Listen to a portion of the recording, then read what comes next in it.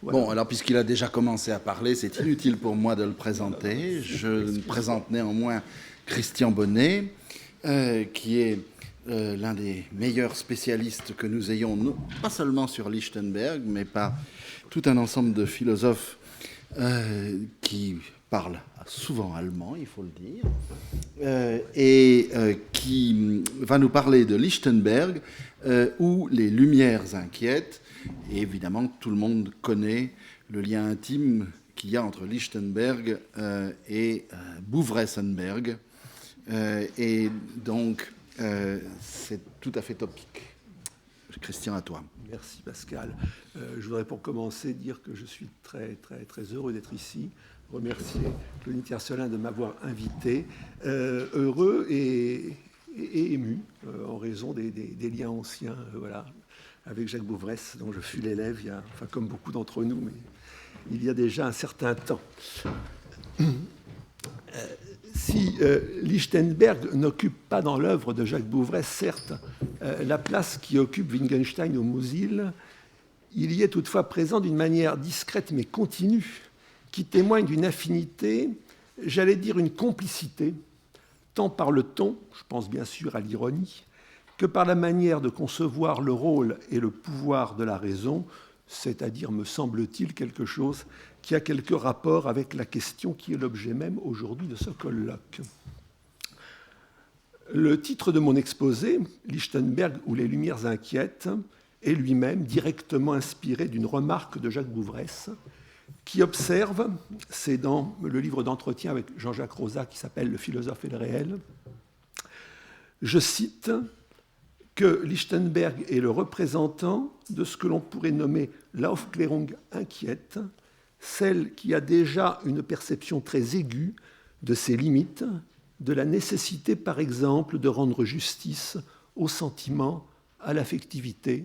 Fin de citation. Pour le dire autrement, Lichtenberg est un rationaliste sceptique. C'est du reste ainsi le rationalisme sceptique de Lichtenberg que vous aviez intitulé, cher Jacques Bouvresse, une conférence en fait, tenue ici même en 2010 à l'occasion d'un grand colloque Lichtenberg. Bien que Lichtenberg partage l'idée de Kant selon laquelle les Lumières consistent dans la sortie de l'homme hors de l'état de minorité où il se maintient par sa propre faute, son inquiétude et son scepticisme portent sur la capacité effective des hommes, et il faudrait sans doute ajouter sur leur volonté de se servir de leur entendement et d'oser penser par eux-mêmes, comme les y exhorte le texte de Kant. L'une des plus singulières applications que l'homme ait fait de la raison, dit Lichtenberg, est certes de la tenir pour un chef-d'œuvre, mais de ne pas s'en servir et de s'être coupé les ailes avec lesquelles il était né. Fin de citation. On chercherait donc en vain chez lui cet optimisme un peu naïf que l'on prête habituellement, sans doute à tort du reste dans bien des cas. Les hommes des Lumières n'ont pas tous été aussi naïfs qu'on le dit parfois, mais on chercherait en vain chez lui cet optimisme un peu naïf qu'on prête habituellement, même si c'est à tort dans certains cas, aux représentants des Lumières. Lichtenberg ne pense pas que l'homme soit bon par nature. L'un de nos aïeux doit avoir lu un livre interdit, dit un aphorisme, et il n'est ni convaincu qu'il soit possible d'éduquer les hommes, ni que cela suffise à les rendre meilleurs et plus sages. Ce qui ne signifie pas non plus dans son esprit que les hommes soient nécessairement méchants. N'est pas une idée trop artificielle de l'homme, écrit-il, mais juge-le naturellement, ni trop bon, ni trop mauvais. Pour Lichtenberg, on pense ici, on nous a parlé ce matin de Musil, on pense ici à Musil et à son célèbre théorème de l'amorphisme humain. L'homme est capable du meilleur comme du pire. Rien n'est en outre à ses yeux plus insondable que le ressort de nos actions, ce qui fait, pour le dire avec ces mots, et je le cite de temps en temps parce qu'effectivement, comme je l'ai dit tout à l'heure, il dit quand même les choses beaucoup mieux que je ne le ferai, qu'il y a, dit-il, de très braves gens, mais que la moitié du bien et du mal que l'on dit d'eux n'est pas vrai. L'un des reproches adressés régulièrement par Lichtenberg aux philosophes est d'oublier que l'homme n'est pas un être de pure raison, d'entendre trop peu la voix du sentiment, die Stimme der Empfindung, alors qu'il estime que c'est encore une grande question, je le cite, de savoir si c'est par le cœur ou par la raison que nous sommes le plus fortement liés au monde qui nous entoure. Or, le fait que Lichtenberg fasse ainsi droit au sentiment et à l'affectivité a conduit un certain nombre de commentateurs à en faire, sinon un romantique, du moins un pré-romantique. C'est le cas, par exemple, de Albert Schneider, qui est l'auteur d'un des quelques livres qui existent en français sur Lichtenberg, qui s'appelle Georg Christoph Lichtenberg, précurseur du romantisme, qui est paru dans les années 50. Il y en a d'autres. Or, cette lecture ne me semble pas du tout aller de soi. Il suffit pour s'en convaincre de lire, par exemple, les jugements portés sur le Werther de Goethe, dont la sentimentalité larmoyante le révulse. Je cite, « Le plus beau passage du Werther est celui où il tue le pleutre ». Ou encore cette remarque dirigée à l'évidence contre le Sturm und Drang, « Si une autre génération devait un jour reconstituer l'homme à partir de nos écrits sentimentaux, ils croiront que c'était un cœur avec des testicules, un cœur avec un scrotum. » Fin de citation. Si Lichtenberg ne partage pas entièrement l'optimisme rationaliste de certains de ses contemporains, il n'en est pas moins, assurément, un authentique Aufkläreur.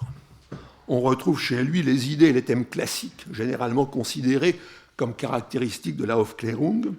Un aphorisme tel que « Dieu fait les animaux et l'homme se fait lui-même » évoque de nombreuses formules du même genre au XVIIIe siècle.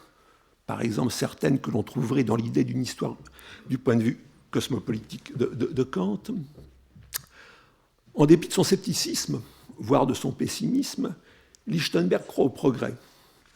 Il juge, je cite, qu'on se trompe lorsque l'on croit que toute nouveauté relève uniquement de la mode. Il y a quelque chose de solide en dessous. Le progrès de l'humanité ne doit pas être méconnu.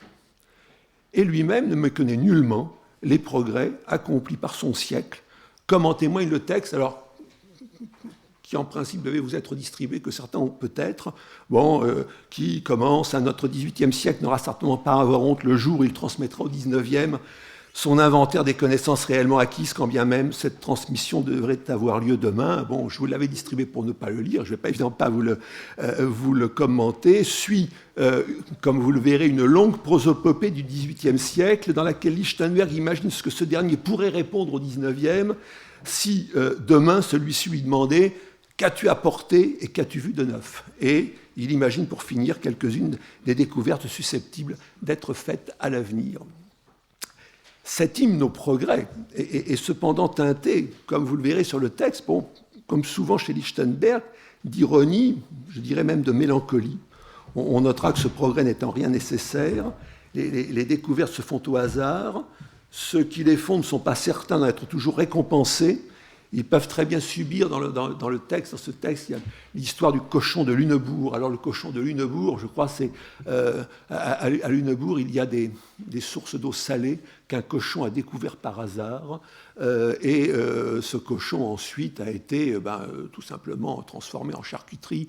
Et semble-t-il, je crois, même on raconte que la peau du cochon aurait été suspendue dans l'hôtel de ville de Lunebourg en souvenir des bienfaits rendus à la communauté. On peut également s'interroger sur le réel progrès que constituent certaines des découvertes imaginées par Lichtenberg. Enfin et surtout, on peut se demander si toutes ces découvertes et ces nouvelles connaissances sont réellement de nature à favoriser un véritable progrès de l'homme lui-même. On parle beaucoup des Lumières, dit Lichtenberg, et l'on dit que l'on en souhaite davantage. Mon Dieu, à quoi bon toute cette lumière si les gens n'ont point Dieu, ou bien ferment volontairement ceux qu'ils ont. De manière générale, lorsque Lichtenberg a recours à la métaphore des Lumières, il ne manque jamais d'évoquer ce qui les obscurcit, leur fait obstacle ou menace de se retourner contre elles. Je voudrais proposer, écrit-il, comme signe des Lumières, celui bien connu du feu, c'est le delta majuscule. Il dispense lumière et chaleur et est indispensable à la croissance et au progrès de tout ce qui vit, mais utilisé de façon inconsidérée, il sait aussi brûler et détruire. Ou encore, ce que l'on raconte sur les bienfaits et les désavantages des lumières peut bien sûr être représenté par une fable sur le feu.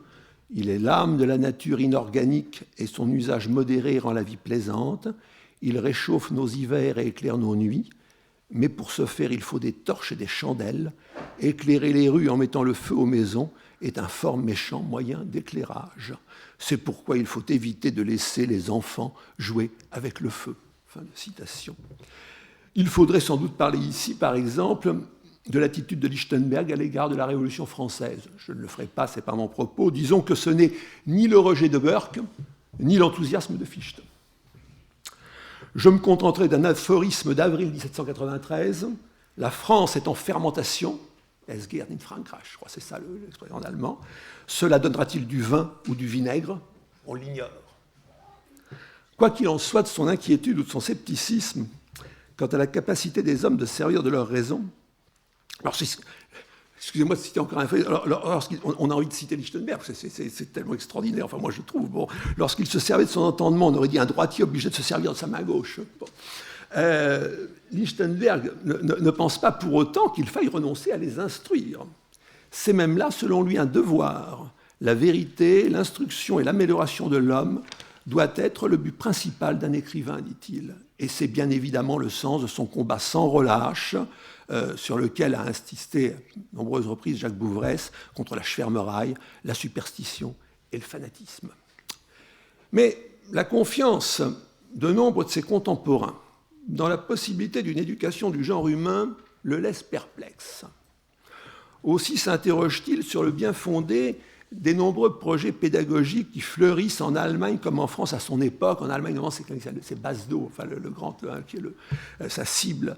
Je crois, écrit-il, que si nos pédagogues atteignaient leur but, je veux dire, s'ils pouvaient faire que la formation des enfants soit entièrement soumise à leur influence, nous n'aurions plus aucun grand homme véritable.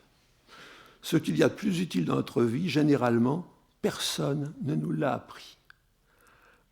Et il est de même convaincu, écrit-il, que si un jour Dieu crée un homme selon l'idée qu'en ont les maîtres et les professeurs de philosophie, cet homme devrait être enfermé à l'asile dès le premier jour. On pourrait, dit-il, en tirer une jolie fable. Un professeur prit la providence de faire de lui un homme à l'image de sa psychologie, elle le fait, et il est conduit à l'asile. Aussi conseille-t-il de laisser faire le hasard en matière d'éducation plutôt que de procéder de manière volontariste, et dit-il pour finir, de sélectionner les esprits auxquels le hasard a fait présent d'une bonne éducation. Si Lichtenberg éprouve, comme vous le constatez, une certaine méfiance à l'égard des philosophes, des professeurs de philosophie, de ceux, comme il dit, qui vivent de la pensée d'autrui et de leurs projets pédagogiques, il n'est par ailleurs pas convaincu qu'il soit absolument indispensable que tout le monde fasse de la philosophie. Ça, je crois que c'est un point très important chez lui. C'est sans doute du reste le sens qu'il faut donner à la réponse très célèbre qu'il donne à la question de savoir si on doit philosopher soi-même, question qui lui semble susceptible de la même réponse, comme vous le savez sans doute, que la question « doit-on se raser soi-même ?»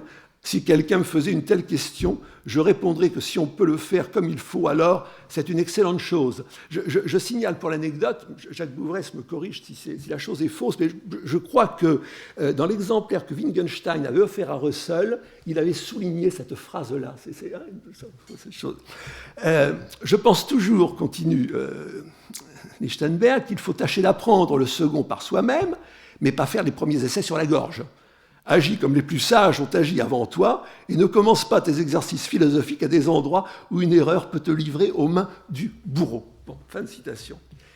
Et le texte, que je ne continue pas de lire, mais le texte prolonge avec une remarque qui consiste dans le fait que la question des exercices ou de l'apprentissage philosophique pour Lichtenberg est une question d'autant plus délicate que s'il est facile de trouver, dit-il, quelqu'un, par exemple, pour corriger ces exercices lorsqu'on apprend les mathématiques, on ne sait pas en revanche très bien qui s'en remettre pour ce qui est de la philosophie. Surtout, dit-il, quand on a étudié l'histoire de la philosophie. Évidemment, encore plus perdu que...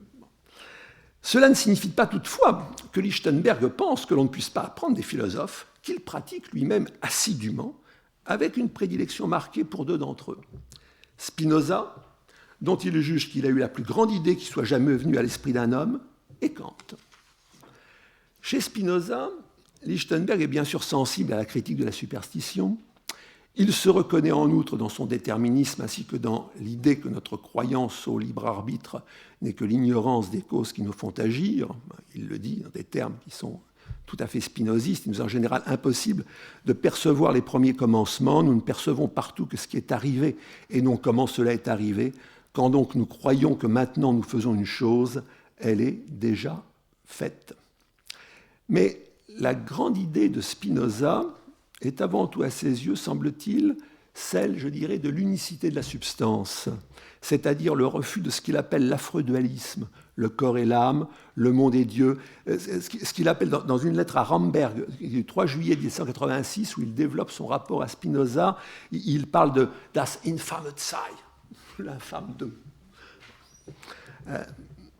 Lichtenberg pense même que l'approfondissement de l'étude de la nature poursuivie pendant des siècles, dit-il, conduira au spinozisme, et que, je cite, « si le monde dure un nombre incalculable d'années, la religion universelle deviendra du spinozisme épuré, la raison laissée à elle-même ne conduit à rien d'autre, il est impossible qu'elle conduise à autre chose. » Mais le philosophe le plus souvent cité par Lichtenberg, à partir des années 80, est Kant, dont la révolution copernicienne fait écho à certaines de ses propres intuitions. Dans la préface aux seconde et troisième éditions de la critique de Kant, écrit-il, la fameuse seconde préface avec la fameuse révolution copernicienne, bien sûr, il y a des choses fort singulières que j'ai souvent pensées sans les avoir jamais dites. Nous ne trouvons aucune cause dans les phénomènes, nous relevons seulement ce qui correspond à quelque chose en nous, où que se portent nos regards, nous ne voyons jamais que nous-mêmes.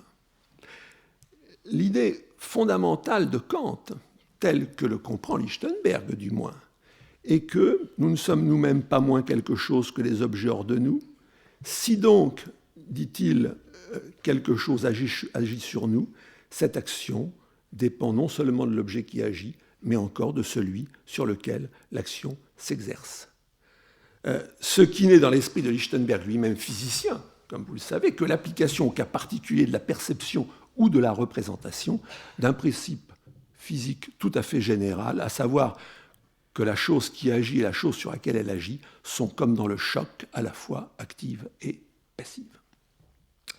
Bref, Lichtenberg crédite Kant d'avoir tiré toutes les conséquences, premièrement, du fait qu'un effet quelconque est toujours une coproduction que nous ne sentons ou ne percevons toujours qu'en nous-mêmes, et que tout ce que nous... du fait qu'un fait est toujours une coproduction de la chose qui agit, qui agit et de celle sur laquelle elle agit, et deuxièmement, du fait que nous ne sentons, ne percevons toujours qu'en nous-mêmes, et que tout ce que nous sentons n'est jamais rien d'autre qu'une modification de nous-mêmes. Cette lecture, je dirais, physicaliste ou physiologique de Kant est confirmée par de nombreuses déclarations. Je crois, observe-t-il, c'est K313, bon, excusez-moi de la référence, les références sont dans l'édition promise des Schriften und Briefe de Lichtenberg. À plusieurs reprises, Lichtenberg, donc je crois, observe-t-il, que l'on aurait pu parvenir à la philosophie kantienne, écrit-il, à partir d'un paradigme emprunté à la physique. À plusieurs reprises, Lichtenberg parle à propos de Kant de physiologie de l'esprit, physiologie des Gemüts. Dans son ouvrage « Langage, perception et réalité », Jacques Bouvresse a souligné l'étroite parenté entre le kantisme de Lichtenberg et celui de Helmholtz, dont les travaux sur la perception sont en quelque sorte la traduction physiologique concrète. J'ai remarqué qu'un autre représentant du kantisme physiologique, de ce qu'on pourrait appeler, ce qu'on appelle parfois le kantisme physiologique en Allemagne au XIXe siècle, qui est Friedrich Albert Lange, l'auteur de l'histoire du matérialisme, invoque lui aussi Lichtenberg et précisément les textes que je viens de citer pour caractériser ce en quoi consistent, selon lui, les découvertes fondamentales de Kant. Cette lecture physiologique de Kant, qui est celle de Lichtenberg, me semble-t-il, est également une lecture réaliste de Kant, qui s'exprime parfois d'une manière que j'oserais qualifier de prémonitoire, si l'on songe à ce qui allait bientôt devenir la tendance dominante du post-kantisme. Je cite, « La philosophie kantienne peut bien fonder le royaume qu'elle veut », note Lichtenberg en janvier 1789. « Il lui faudra pourtant admettre que quelque chose dans le monde correspond à nos représentations si elle ne veut pas retomber dans les vieilles fadaises bien connues. » Lappereien, en allemand, les fadaises, je ne sais pas traduire ça. Le fait que connaître des objets extérieurs soit une contradiction, car il est impossible à l'homme de sortir de lui-même, et qu'il n'y ait pas de pont, c'est encore une formule de Lichtenberg, qui conduise nos pensées aux objets, ne justifie en effet en rien, pour Lichtenberg, l'erreur radicale, c'est lui qui parle, de ceux qui, disputant contre ces idées de Kant, le tiennent pour de l'idéalisme ou pour une tromperie de l'auteur de la nature, s'il en était ainsi. Car, ajoute-t-il, comme toutes les choses dans la nature sont en relation avec d'autres, que peut-on imaginer de plus réel et de plus vrai que ces relations ? Cette idée que rien n'est plus réel que les relations pourrait peut-être aussi, mais il faudrait approfondir la chose, être rapprochée de Helmholtz, c'est une forme de réalisme structural, je dirais. Bon. Et donc de choses extrêmement contemporaines. Du XXe siècle, là, très fortement présente dans une discussion de philosophie de la connaissance au XXe siècle. Toutefois, on perçoit, me semble-t-il, parfois chez Lichtenberg, sur cette question du réalisme, une hésitation analogue à ce que l'on trouve également dans les textes tardifs de Helmholtz. Et il donne l'impression, à la fin des années 1790, et j'aimerais beaucoup avoir tout à l'heure sans doute l'avis de Jacques Bouvray, cette question de considérer de plus en plus la question du réalisme et de l'idéalisme, lui aussi un petit peu comme c'est le cas chez le dernier Helmholtz, au fond, comme une question métaphysique dénuée de sens, pour exprimer les choses en termes positivistes. Je cite, il m'importe vraiment peu que l'on veuille appeler cela de l'idéalisme, ce ne sont pas les noms qui comptent, c'est du moins un idéalisme qui, dans son idéalisme, reconnaît qu'il y a des choses hors de lui. Une citation.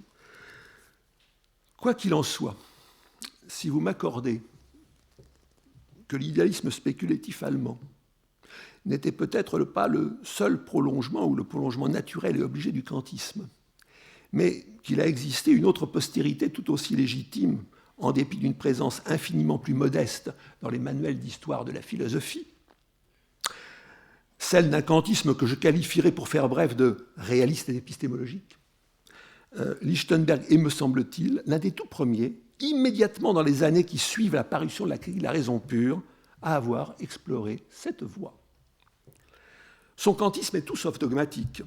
Un kantien dogmatisant, écrit-il, n'est certainement pas un kantien authentique. Il écrit ça à son frère, quelques jours avant sa mort, 3-4 jours avant sa mort. D'où son ironie fréquente à l'égard des disciples de Kant. Je crois que même les partisans de M. Kant reprochent à leurs adversaires de ne pas le comprendre, écrit-il. De même, beaucoup d'entre eux croient que Kant a raison parce qu'ils le comprennent. On devrait toujours se souvenir que le fait de le comprendre n'est pas encore une raison de le tenir lui-même pour vrai. Fin de citation. Kant lui-même, estime-t-il, s'est au demeurant parfois laissé porter bien trop loin par le succès de sa critique de la raison pure. Lichtenberg a par exemple de sérieux doutes, pour ne pas dire plus, à l'égard de la philosophie pratique de Kant. Sans même parler de ce qu'on d'absurde à ses yeux, la reconduction du dualisme et l'affirmation de la liberté nouménale, cette morale exclusivement fondée sur des principes rationnels lui semble, pour tout dire, enfin il le dit comme ça, une morale de vieux. Je cite plusieurs choses enseignées par M. Kant, en particulier à propos de la loi morale. Pourrait-elle être une conséquence de l'âge ? Quand la passion et les inclinations ayant perdu de leur force, il ne reste plus que la raison. Si le genre humain mourait à 40 ans, dans la force de l'âge, quelle influence cela aurait-il sur le monde ? Nombre de choses étranges naissent du lien avec la tranquille sagesse de l'âge. Et il termine par cette question, n'y aura-t-il pas un jour un état où l'on décapitera tous les hommes de 45 ans ? Fin de citation. Sur ces matière, je pense en particulier à la question de la liberté, le kantisme de Lichtenberg m'évoque même parfois quelque chose comme la philosophie du comme si de Weinger. Ce rapprochement, je ne suis pas du tout le premier à le faire. Il a été suggéré, même développé par un travail qui a été fait en Allemagne dans les années 20 du siècle passé, par quelqu'un qui s'appelle Josef Dostal-Winkler.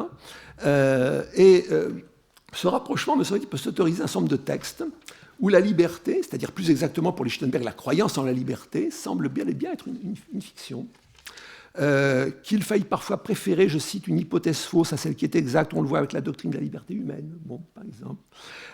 Et Lichtenberg de s'émerveiller de ce chef-d'œuvre de la création qu'est l'homme, dit-il, ne serait-ce que pour cette raison que, alors que tout est déterminisme, il agit comme un être libre. Si bien que, écrit-il encore dans un autre aphorisme, l'homme est en fin de compte un être si libre qu'on ne peut pas lui contester, excusez-moi, le droit d'être ce qu'il croit être. On trouve des textes de même tonalité, sur lesquels je ne peux bien sûr pas m'arrêter ici, touchant la religion. Pour ce qui est de ces questions, cette idée que des fictions et des fictions, on pourrait enfin citer le texte dans lequel Mach verra l'anticipation de son Unrettbares Ich, et selon lequel supposer postuler le jeu est un besoin pratique. Le scepticisme ou le pragmatisme de Lichtenberg sur ces questions comme sur d'autres tiennent, me semble-t-il, dans une large mesure aussi à sa conception du langage, qui n'est pas sans conséquence sur sa conception de la philosophie elle-même. Lichtenberg distingue en effet entre ce qu'il appelle la philosophie pure et la philosophie impure. Qu'est-ce que la philosophie impure ? C'est celle qui se trouve dans nos représentations communes, c'est-à-dire pour l'essentiel dans nos manières de parler. La philosophie impure, que Lichtenberg appelle parfois aussi la fausse philosophie, est, je cite, incorporée à tout notre langage, au point, estime-t-il, que nous ne pouvons pas, pour ainsi dire, raisonner sans raisonner faussement. On ne songe pas que parler, que ce soit sur n'importe quoi, est une philosophie. Quiconque parle allemand est un Volksphilosophe. Or, bien des erreurs ou des préjugés reconduits par les philosophes eux-mêmes viennent précisément de là. D'où l'idée, formulée en ces termes, que toute notre philosophie est rectification de notre usage du langage. Unsere ganze Philosophie ist Berichtigung des Sprachgebrauchs. Cette caractérisation de la philosophie comme sprachkritique a des accents bien sûr très contemporains, qui n'ont pas manqué d'être remarqués. Von Richt a écrit un article sur Lichtenberg où il développe évidemment cet aspect-là. C'est quelque chose également qui a été noté Weissmann. Weissmann, dans le Vorwort de l'édition des textes de Schlick, cite cette formule et il cite à la fois Frege, Nietzsche et Lichtenberg. Bon. Et lequel Schlick, puisque j'évoque Schlick, dans un texte de 1928, dit de Lichtenberg, j'ai trouvé cette forme tout récemment, c'est la préface que Schlick, avait rédigée pour le livre de Schlick, de Weissmann, qui est paru beaucoup plus tard, voilà, et dans lequel il parle de Lichtenberg comme étant, je n'ai pas la formule en tête, j'aurais dû la noter, mais le soldat inconnu de l'Aufklärung, ou quelque chose comme ça. C'est peut-être une assez jolie formule, je trouve. J'ai encore du temps, tu as. Bon. Cette caractérisation de la philosophie, donc, je parle critique, je n'insiste, je ne veux pas développer plus que je ne le fais là, mais il est clair qu'à partir de là, l'une des tâches que s'assigne Lichtenberg est lui aussi, en un sens, de clarifier notre usage du langage et d'en déjouer les pièges. Toutefois, à aucun moment, on ne trouve chez lui le projet d'une langue parfaite, transparente à elle-même. On peut même noter à ce propos son scepticisme et son ironie à l'égard du projet leibnizien de caractéristique universelle. C'est très frappant, ça, dans les textes. J'en cite un, peut-être, ici encore. Bon, une langue qui exprimerait toujours en même temps la ressemblance des choses serait plus utile à l'État que la caractéristique leibnizienne. Je pense, par exemple, à directeur de conscience plutôt que prêtre, à crétin, c'est Dummkopf, au lieu de dandy, c'est Stutzer. Stutzer, c'est ça, non? Stutzer, non? Dandy, je ne sais pas, enfin, il me semble. Buveur d'eau au lieu de poète anacréontique. Bon. Fin de citation. Un projet comme celui de Leibniz suppose en effet que l'on puisse procéder par définition. Or, Lichtenberg pense que, je cite, l'avantage incommensurable que le langage présente pour la pensée consiste à lui fournir de manière générale des signes pour les choses plutôt que des définitions. Et que c'est précisément lorsque l'on cherche à tout prix à définir que l'utilité du langage est en partie supprimée. Dire ce que sont les choses est la tâche de la philosophie, c'est lui qui parle. Le mot ne doit pas être une définition, mais un simple signe. Et il est convaincu, au fond, c'est ce qu'il dit, que expliquer les mots ne sert à rien, dit-il, car en expliquant les mots, je ne change pas, je cite, les pronoms et les déclinaisons. Ces pronoms et ces déclinaisons sont ceux de la fausse philosophie, ou de la philosophie impure, ce qui fait que l'on nous enseigne toujours la vraie philosophie avec le langage de la fausse. Les deux philosophies sont en effet inextricablement mêlées. La philosophie pure entretient encore et toujours en catimini et ne peut pas faire autrement une liaison amoureuse avec l'impur, dit-il, et il en ira ainsi jusqu'à la fin des temps. Le philosophe ne parlera donc pas une autre langue que celle de cette philosophie commune, incorporée à notre grammaire, à nos pronoms, à nos déclinaisons. On pense bien sûr ici à Nietzsche. Et c'est par conséquent dans notre langue commune que s'opère ou doit s'opérer la clarification qui est sa tâche propre. Le paysan utilise toutes les propositions de la philosophie la plus abstraite, simplement emmêlée, cachée, entravée, latente. Comme disent le physicien et le chimiste, le philosophe nous donne les propositions pures. Il reste, pense Lichtenberg, que quand on y réfléchit bien, je le cite à nouveau, on trouve beaucoup de sagesse déposée dans le langage. D'où cette idée que le meilleur mot est celui que tout le monde comprend, que l'on se garde donc de rejeter les mots compris de tous et surtout pas sous le prétexte qu'ils donneraient un faux concept de la chose, car il n'est pas vrai qu'ils donnent un mauvais concept, puisque je sais ce que je présuppose, qu'il sert à distinguer la chose. Pour le reste, ce n'est pas le mot que je vais apprendre, ce n'est pas par le mot, excusez-moi, que je vais apprendre quelle est la nature de la chose. D'où, évidemment, l'écriture et le style si singulier de Lichtenberg. Ne pouvant s'exprimer avec une autre langue que celle de cette philosophie commune déposée dans le langage, le philosophe parlera, dit-il, avec les mots de la philosophie commune de choses qui la dépassent, il parlera par parabole. Il en va ainsi, pour ainsi dire, dit-il, comme de la peinture. La philosophie ne peut regarder aucun objet en face, et encore moins en représenter tous les traits. Chacune tente une certaine tournure, un certain profil, et choisit certains traits qui y conviennent. Il ne faut bien sûr pas perdre de vue non plus, pour juger du style philosophique de Lichtenberg, que, comme je l'ai rappelé, comme chacun le sait, comme je l'ai rappelé, que c'est avant tout un scientifique, un physicien, et qui plus est un expérimentateur. On lui doit même un certain nombre de découvertes et de travaux dans ce domaine. Son rationalisme est donc lui-même un rationalisme expérimental. Et il le dit expressément, on doit expérimenter avec les idées. Man muss mit Ideen experimentieren. En effet, lorsque, en réfléchissant, dit-il, nous nous en remettons aux liaisons naturelles des formes de l'entendement et de la raison, les concepts collent, adhèrent, kleben, si souvent à d'autres, qu'ils ne peuvent pas se joindre à ceux auxquels ils conviennent véritablement. S'il y avait comme en chimie une solution où les différentes parties flotteraient légèrement en suspension et pourraient par conséquent suivre chaque impulsion, mais comme ce n'est pas le cas, on doit mettre les choses en relation intentionnellement. L'un des procédés favoris de Lichtenberg, par exemple, est de rechercher des ressemblances. Il dit quelque part, si je suis fort en quelque chose, c'est pour trouver des ressemblances. La faculté de découvrir ces similitudes, c'est ce qu'il appelle le Witz, l'esprit, parfois qu'il distingue de l'entendement. Le Witz étant, dit-il, le finder. Il le met en anglais, parce qu'après il met finder entre parenthèses en allemand avec une majuscule. Le découvreur, l'entendement étant l'observateur. Sans cette faculté de repérer les similitudes qu'est le Witz, l'homme ne serait rien du tout, dit-il, car la ressemblance des circonstances est assurément la seule chose qui nous conduise à la connaissance scientifique. Cette manière de concevoir la connaissance comme ce qui permet aux hommes de repérer les circonstances identiques, et sans quoi notre existence serait impossible, est là, me semble-t-il, là encore, assez caractéristique d'une conception que nous appellerions aujourd'hui positiviste. est également caractéristique chez lui d'une telle conception, je ne peux pas le développer, sa méfiance à l'égard des hypothèses. Bon, mais bien sûr, je ne vais pas... Il me reste 5 minutes, donc quelque chose comme ça. Parmi les autres procédés qu'affectionne Lichtenberg, on peut évidemment indiquer par exemple le changement d'échelle, qu'il s'agisse de grossir ou de rapetisser. Explique, dit-il, si la sagacité est un ver grossissant, l'esprit est un ver rapetissant. Croyez-vous donc que les découvertes se font seulement au moyen des vers grossissants?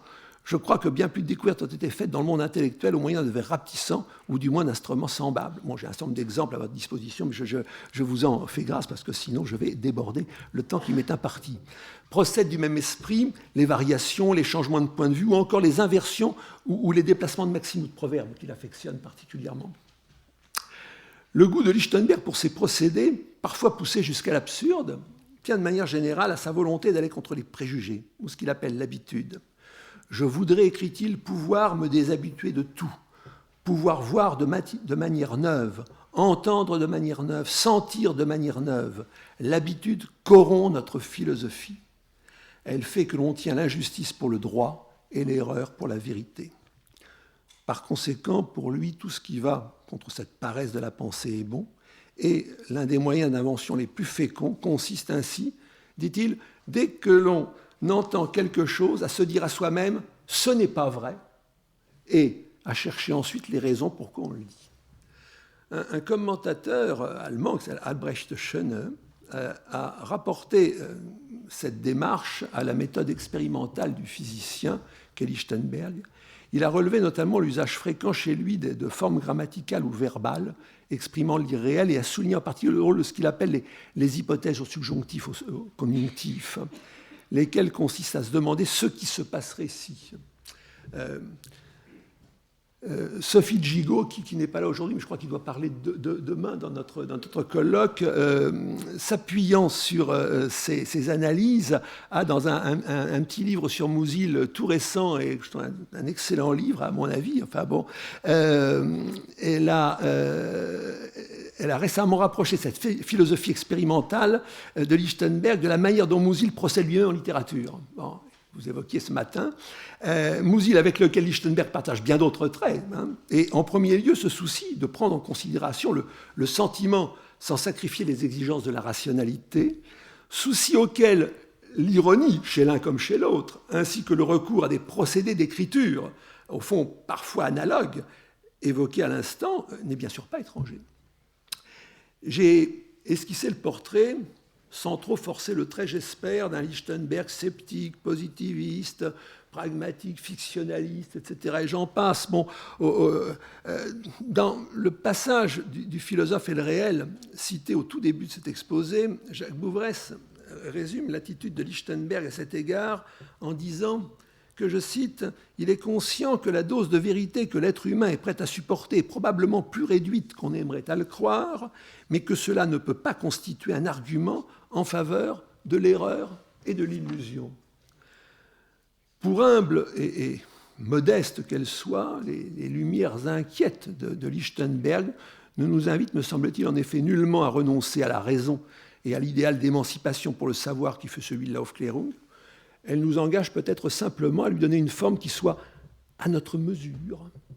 Ce que vous me permettrez de résumer d'un dernier aphorisme de Lichtenberg, dont Jacques Bouvresse a écrit, je crois, un jour, c'était, me semble-t-il, dans Rationalité et cynisme, que c'était à ses yeux la plus belle définition que l'on ait jamais donnée de l'Aufklärung, à savoir qu'elle consiste, dit Lichtenberg, à proprement parler en concept correct de nos besoins essentiels. Je vous remercie de votre attention.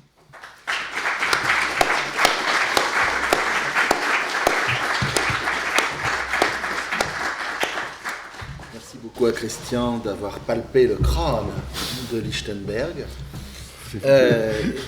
Oui. Et maintenant, je voudrais bien que la personne avec laquelle nous sommes supposés dialoguer s'y prête. Oui. On va essayer de transformer la supposition en réalité. Non, mais cela dit, je me sens extrêmement gêné de faire un commentaire quelconque, tellement je trouve que cet exposé se suffit à lui-même. Citer était vraiment tout à fait remarquable. Et j'ai l'impression ou bien j'ai oublié beaucoup de choses concernant Lichtenberg, ou bien alors vous avez fait un travail vraiment... Tout ce que je sais, je vous le dois. Non, simplement une remarque. J'ai été très intéressé par la façon dont vous avez évoqué la question du Lichtenberg idéaliste ou réaliste. C'est vrai que c'est très compliqué. Après, l'impression que j'ai, c'est qu'il y a eu une période où il a considéré vraiment que ce que Kant avait démontré, d'après lui, parce qu'il considère ça vraiment comme quelque chose de démontré, ce que Kant avait démontré, c'est que, dit-il, dans une formule dont je ne me souviens plus littéralement, mais qui revient à peu près à dire à ceci, nous ne connaissons jamais le monde, nous nous projetons en lui. Vous devez voir à quoi je fais allusion. C'est-à-dire, là, on a l'impression il va très très loin dans le sens de l'idéalisme. Et puis, effectivement, à la fin, si je me souviens bien, il est mort en 1799. Il est mort en février 1999. Oui, c'est ça, il n'a pas connu les débuts du 19e siècle.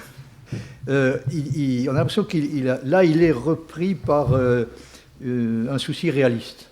C'est-à-dire, il se dit, il y a au moins quelque chose qui est absolument réel, c'est que il y a quelque chose qui agit de l'extérieur sur nous, donc il ne peut pas y avoir de doute sur la réalité de cette action, ni sur le fait qu'elle a pour origine un objet extérieur, ou dit-il par prudence, autre que nous. Parce que comme vous savez, il dit, c'est pas la même chose de dire extranos. Praeternos, c'est ça voilà, le fameux texte. C'est pas la même chose de dire en dehors de nous et autre que nous. Mais en tout cas, là, effectivement, il essaie de revenir à une forme de réalisme. Le problème étant, comme vous savez, parce qu'il est archi connu, une fois qu'on a reconnu qu'indiscutablement, nous expérimentons l'action exercée par une réalité extérieure sur notre esprit, il reste encore entièrement à résoudre la question de savoir si,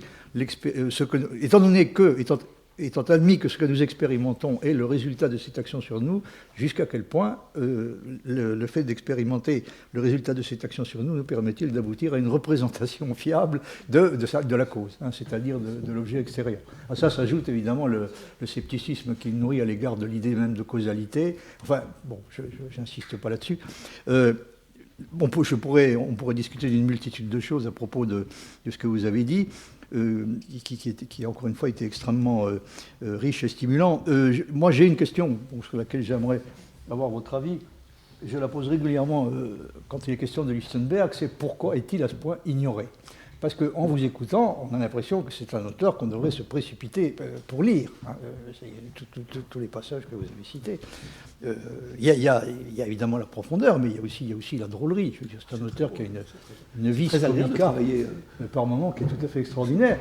Alors, ça pose une question, ça soulève une question, parce que il semble qu'on ne progresse pas dans son cas. Je pense que dans le cas de Mosile, on n'a pas progressé beaucoup non plus. C'est-à-dire que ça reste quand même un auteur qui appartient à la catégorie de ceux qui, comme il disait lui-même, qui sont censés être célèbres. Il y a une différence, il dit-il, entre ceux qui sont célèbres et puis ceux qui sont supposés l'être.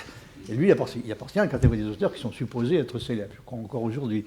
Mais Lichtenberg, c'est pire, parce qu'on voit bien ce qui s'est passé dans le cas de Wittgenstein, vous avez fait allusion à ça. Il a fait des efforts considérables pour essayer de le faire lire à ses amis anglais, en particulier à Russell, puisqu'on a retrouvé dans la bibliothèque de Russell un exemplaire des Soudelbücher. Enfin, je ne sais pas si... Il est fermé chez Schriften, parce que ça doit être tous les... Oui, vous avez raison, vous avez raison. Alors Wittgenstein, évidemment, qui avait un souci pédagogique constant dans ces affaires-là, pas de façon générale, mais dans ces choses-là, il l'avait, parce qu'il soulignait les passages qu'il considérait comme importants pour la personne concernée, il considérait comme important d'être lu par la personne concernée. Donc la question, c'est un peu... pourquoi en particulier les philosophes s'intéressent-ils si peu à lui ? Est-ce que c'est à cause de l'ironie dont il fait preuve à l'égard des prétentions de la philosophie, dont vous avez donné des exemples multiples ? Ou est-ce qu'il peut y avoir d'autres raisons ? Je ne sais pas, parce que moi, j'affirmerais sans hésiter que c'est un philosophe authentique, et même un philosophe profond. Donc pourquoi est-il à ce point ignoré ? Je n'ai pas la réponse. Bon, il est vrai que dans beaucoup des... Là, ça se pose pour le XXe siècle, parce que pendant longtemps, la question, c'est que beaucoup des textes que nous avons sont quand même des textes qui ont été publiés, enfin, qui sont apparus progressivement. Même encore Wittgenstein, le Lichtenberg que connaît Wittgenstein n'est pas exactement le même que celui que nous avons nous aujourd'hui avec l'édition Promise, par exemple. Bon, parmi les gens au XIXe siècle, il y a Nietzsche, au fond, c'est l'un des seuls. Nietzsche dit quelque part, je ne sais plus où, que c'est à son avis le seul auteur de prose allemande qui mérite, je cite de mémoire, d'être relu sans cesse. Oui, il le classe dans la catégorie des rares grands prosateurs qu'il y a eu depuis Goethe. Voilà. Mais autrement, j'avoue que alors, j'avoue que non, je n'ai pas la réponse à votre... Enfin, vous l'avez donnée. Enfin, d'une certaine manière, me semble-t-il, dans votre question. Enfin, c'est quand même au moment où on commence à découvrir Lichtenberg. Goethe... j'ai tout à l'heure cité un texte où il est très méchant à l'égard de Goethe et du Werther. Bon, on en trouverait d'autres.